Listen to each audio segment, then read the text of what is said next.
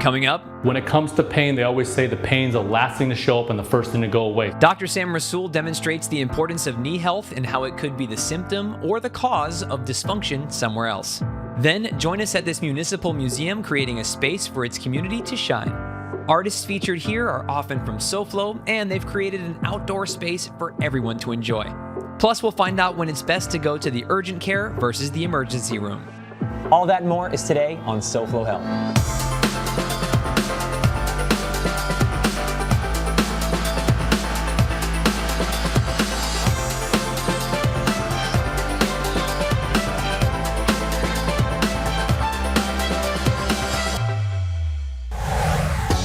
Hey there, I'm Hunter Frankie. Welcome to SoFlo Health. This is the Coral Springs Museum of Art. Inside is Julia, and she's going to tell us more about it. So, let's go meet her. Juliana, thanks for having us in today. Thank you for coming. What's happening all around us right now? Well, right now we have an exhibition called Ancestral Lines. We invited 65 different artists. We have a lot of people from Venezuela, there's someone from Belgium, but they're based in South Florida. And how do you decide upon, the theme? Like, how did this come to be? They were invited to respond to a call for honoring their ancestors. And when I started looking into this exhibition over a year and a half ago, I realized that it had to do with fiber arts. What a great tie to choose fiber arts with ancestry, and I'm sure that somebody else thought of this other than me putting it together right now, is that how many times have you been given a blanket or a quilt or something that draws you to either your direct family or your ancestry and your heritage? And when you see different pieces here, you're gonna see that, well, first it's a celebration of fiber art, but because they're looking at the ancestry, they're honoring their ancestors, they're forgiving the ancestors. So each artist that is participating had to have this introspection about what is the relationship with the ancestry. Right. So that's where the idea of the threads came to be. Yeah, and like you said, the ancestry is a big deal for everyone, and everybody has a different past, but we all have a past or else we wouldn't be here. In fact, my friends and I joke around sometimes whenever we think life's getting a little hard. We say, our great-great-great-great-grandfather had to fight some war with a sword and a shield in the middle of nowhere for us to be able to be here and enjoy today. Right. And here you're able to see all these wonderful touches, the color, the textures, the different textiles used. But this isn't the only thing that you do here. What happens here on a regular basis? Well, we have exhibitions that we offer 4 times a year. They last 3 months every time. But we have a very strong educational catalog from children from pre-K to adults. We offer about 100 classes a year. During this summer, we're about to launch our summer camps for another year. So it's not only to come and see great artists, but if someone wants to become an artist or just enjoy art making, they can take classes here. Okay, great. And if you want to keep up with all of the different things that you have going on here, how can they? Well, we have a great website that lists all our events, everything, and is up to date. So they can visit coralspringsmuseum.org. They can visit us on social media as well. We have a presence on Facebook and Instagram, Coral Springs Museum. Yes, and you can even keep watching SoFlo Health as we stick around here at the Coral Springs Museum of Art.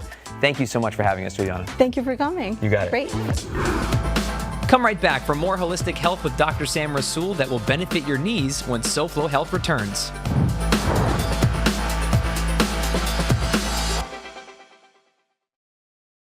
Focusing on you. Innovations in modern medicine from your team of experts at UHealth, the University of Miami Health System.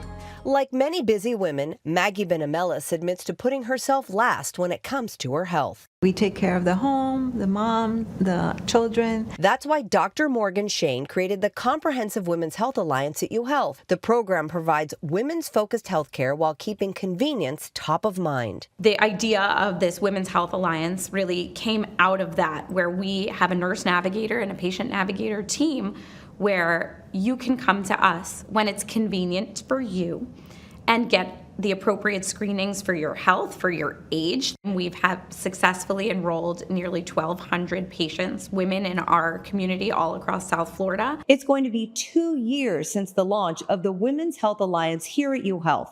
The program helps busy women who often put themselves last get the health care they need on their own time and in one place. she followed up and she called me and she made them exactly the times that I needed. We focus certainly on primary care and preventative care, so internal medicine, gynecology. We also have gastroenterology, urogynecology, dermatology, cardiology. Maggie is now on top of her health and can focus on her family. You have more time to be with them and not be worrying about anything else that you have to be doing.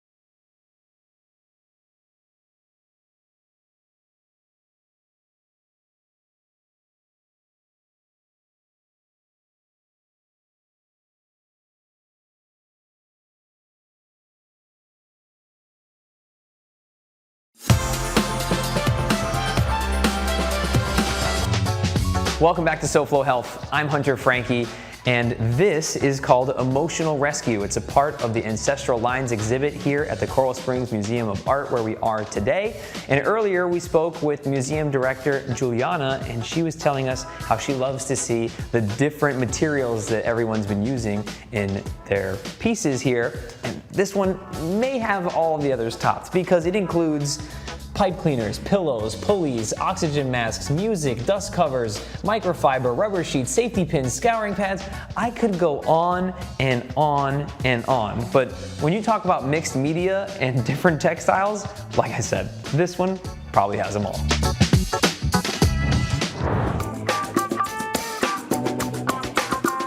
This is Dr. Sam Rasool. We're at Align Chiro Care, where we're going to talk about knees. Lots of people have knee issues that can lead to other issues, or other issues that lead to knee issues. So, Dr. Sam, where do you start with the knees? Well, the knee, more and more prevalent in our society today. A lot of people have knee problems, whether they're getting injections, rehab, or eventual surgeries. But a lot of times the missing component is they say in every orthopedic journal you read, the knee is a slave to the hip and the ankle. So if your biomechanics of that leg are off, you're putting all the pressure on your knee. And how is this something that people are making worse without even knowing it? Well, basically, when you don't address the hips or you don't address the ankles, let's say you've sprained your ankle several times throughout your life and it's just on the back burner, you're not really thinking about it. Or if your hips, the way you sit, stand, sleep, your hips are out of balance, you're actually then throwing off your biomechanics. So whether you're walking, running, going from a seated to a standing position several times a day, you're putting undue and unknown stresses on your knee until it gets to a point where you get a lot of pain. Right. So what do you do about these kind of things? So in your particular situation, based on our examination, you have external rotation of your hips. So what happens, your hips open up, and what that causes is your femur bone, or basically comes down like this, and then your lower leg goes out like that. So it puts excess pressure on your inside knee. What does your body do? It compensates by basically tightening up the outside. So that's what you've been feeling. So the addressing that would be to fix the hips, balancing, and then of course soft tissue work on the knee to accelerate the healing. Can we give people an example of that? Absolutely. Go ahead and lay down, Hunter. Great. So we've done an assessment and evaluation. This is why it's so important, because even though Hunter's pain was in his right knee, we found out it's becoming because his left hip is locked up. So what we're gonna do is we're gonna bring the leg down like this. We're gonna have him place his hands across his chest.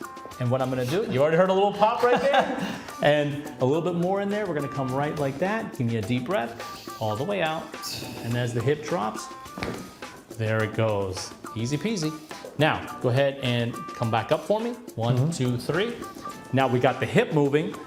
That's gonna help take the pressure off the knee. But you've been compensating for a long time. So to actually address the knee, go ahead and put your right leg up here and pull your pant leg up. And this is where a lot of my athletes love and hate me, because I use my little trusty tool here, the Graston technique on there. So we look at the fascia. The fascia is the webbing over the muscles and over the tendons. So we're gonna come right in here, find where the tension is. Let's do a little bit of work. This is breaking up those adhesions in the fascia. It's almost like a speed bump I'm going over. Hunter can feel it. Yeah, when they make good faces like that, you know you're doing it right. Just like that. Just like that. Good. And then, last but not least, up into there. That's right there. All right, go ahead. Now, go ahead and pull your pant leg down. And do me a favor, go ahead and raise your leg up like this a little bit and bring it back down. How does the knee feel now? Like when I stand on one leg, it feels like I'm standing on one leg instead of like the other side of me trying to pull me down. There you go. What you just said is exactly analogous to what you should be feeling. What you were feeling was not necessarily pain, but that little like trigger, kind of that rubber band going over. Yeah. Because your biomechanics were off. We fixed not only the hips, but we took the tension out of the rubber band, right, or the fascia in this particular situation. Now you're having much more fluid motion. So whether you're going for a walk, a run, playing paddle, or doing anything that you love to do, you're not going to have those restrictions and or fear that you're going to make your knee worse. Maybe that's an important point to make to everyone at home, is that it's not necessarily about pain, especially if you're somebody that's fairly active, you're in good shape already, and you want to maintain that for longevity. It's about making sure that you're taking care of the whole system, back to the holistic health we talked about last time, so that you can maintain that for the rest of your life. Very important point, Hunter. When it comes to pain, they always say the pain's the last thing to show up and the first thing to go away. So dictating when you get that extra medical care and or chiropractic care by just being dictated on pain, you could be doing yourself a disservice. So if it's a little restriction or the rubber band like you talked about, you may want to get ahead of the curve now. Yeah, it's something, you know, for me, if I notice anything unusual, and I'm probably a little too aware of what's going on in my body sometimes, it's a good idea just to find out some more information so that you can maintain your health for the rest of your life. Exactly. What you either, when it comes to your health, either invest today or pay tomorrow. How can they find you, Dr. Sam? Well, you can visit us at miamicchirocare.com. We can learn more about the services we offer, as well as set up a consultation to come into the office and find out about more of our services and how they can help you. Great. Thanks for sharing. Absolutely. We're about to meet a doctor that we hope you never have to meet in person, and that's because she's the vice chair of the emergency department here at Mount Sinai Medical Center. Let's go meet Dr. Kresh and ask her, when do I go to the emergency room versus the urgent care? When do I go to the emergency room versus an urgent care? Urgent cares are really good for minor injuries, minor illnesses. They vary with regard to what they can handle and what they could do. In contrast, in the emergency department, we're ready to handle the full gamut, anything from something minor to a life-threatening illness. We're staffed fully with board-certified emergency medicine physicians that are there to help. Here in South Florida, we are blessed to be surrounded by beautiful water everywhere and access to pools, but I'm sure that leads to a lot of drowning or near drowning cases that you see. Can you speak to us a little bit about how we can maybe prevent those and what you do in a case of drowning or near drowning?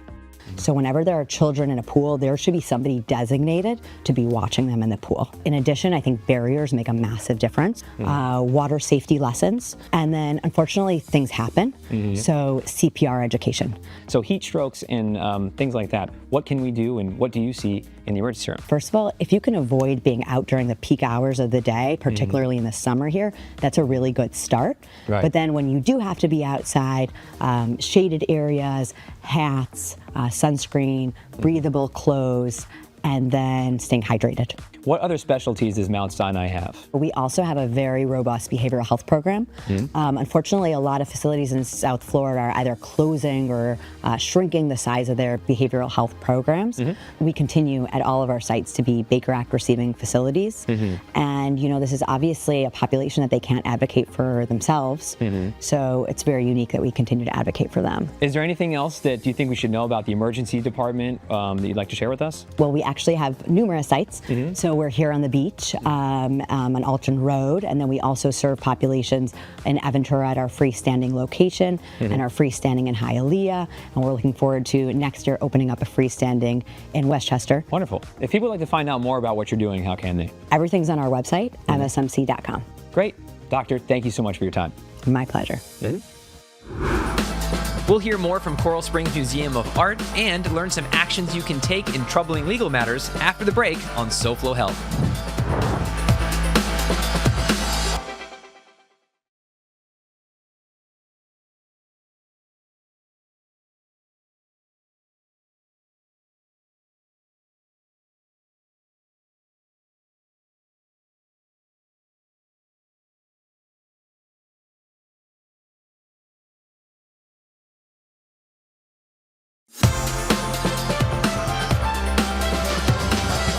Welcome back to SoFlo Health. I'm Hunter Franke. I'm just outside of the entrance of the Peace Garden at the Coral Springs Museum of Art, where we are today. And we're about to hear from City Commissioner and Museum Board Chair Joshua Simmons to find out why it's so important to have this as a part of Coral Springs and how the arts are also important to the people here.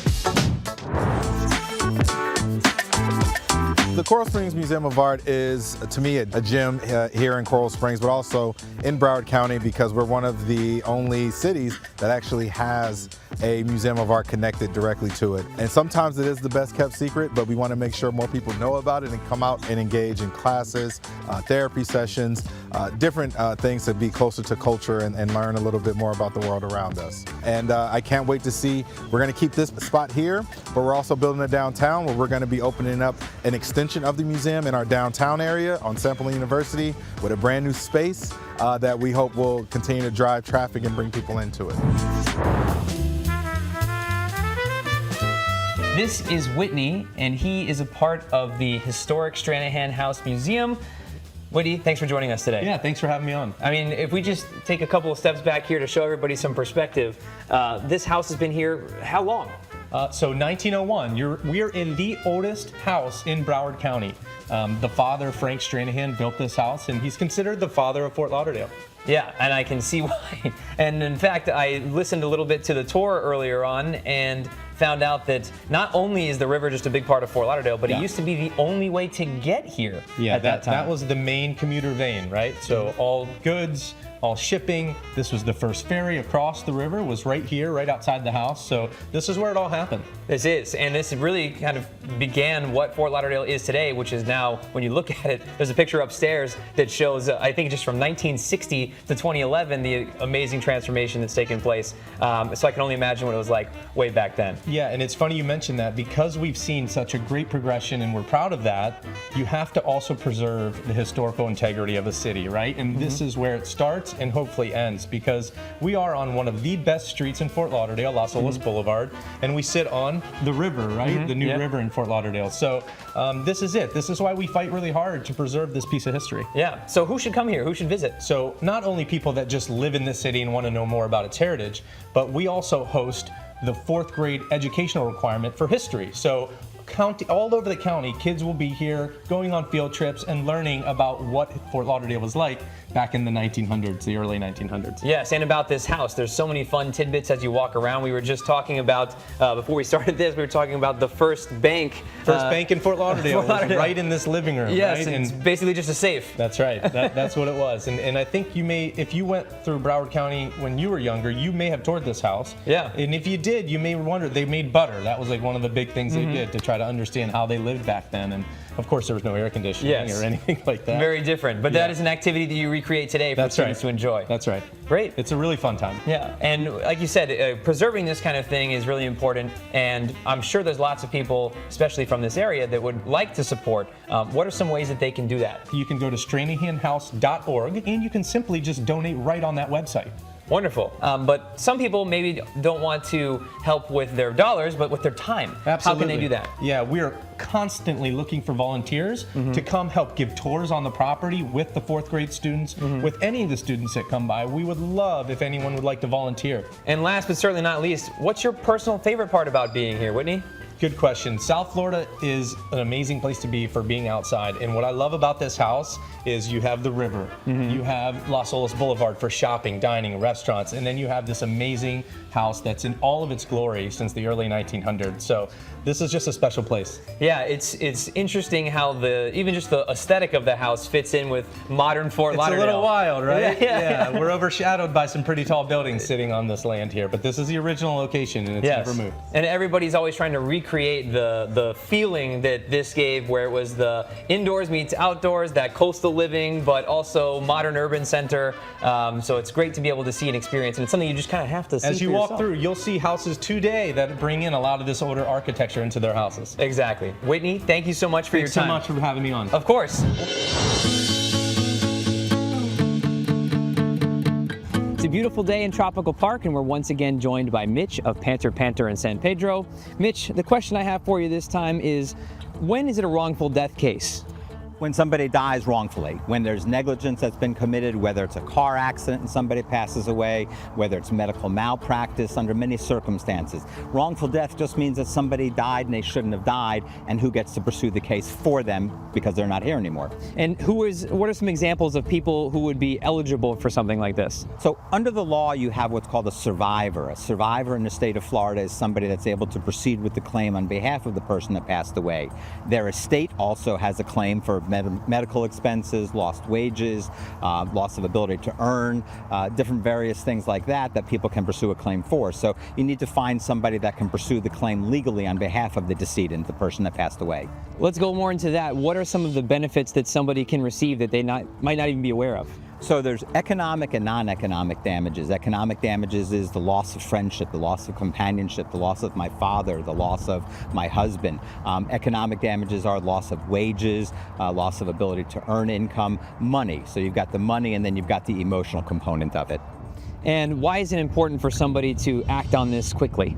Because first of all, you need to establish an estate, so there is a legal basis for pursuing a case and pursuing a claim. You have to have somebody that has the legal authority to do that. You need to have that lawyer set that up, and then you need to be able to gather information, and you need to be able to document what the loss is, both economically and non-economically. And if somebody isn't sure and they have questions, how can they be sure that this is a case? You know, wrongful death cases are real time-consuming, real difficult, real expensive, so it's important to contact a lawyer as soon as possible. At Pantra, and San Pedro, we can help walk you through what you need to do, what should be done, how it should be done. So contact a lawyer as soon as you think you have a potential claim. And if they have questions for you, how can they find out more? Best bet is to call us at 305-662-6178 or visit us at pantralaw.com. You can also contact me directly at mpantra@pantralaw.com. Great. Well, hopefully no one has to deal with this, but in the event that they do, thanks for sharing such great information. Thank you for having me. You got it.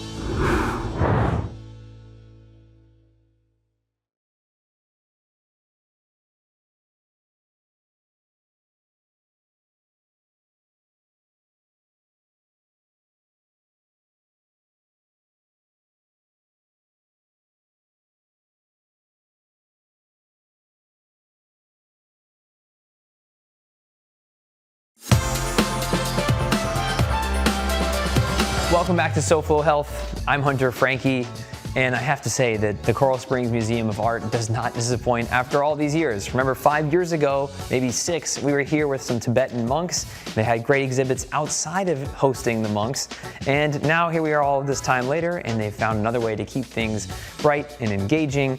I love this piece behind me. It looks like a giant dream catcher. It's called Requiem, and there isn't any other information, so I'm taking it like it's a homage to Requiem for a Dream, but that movie's a little dark compared to this.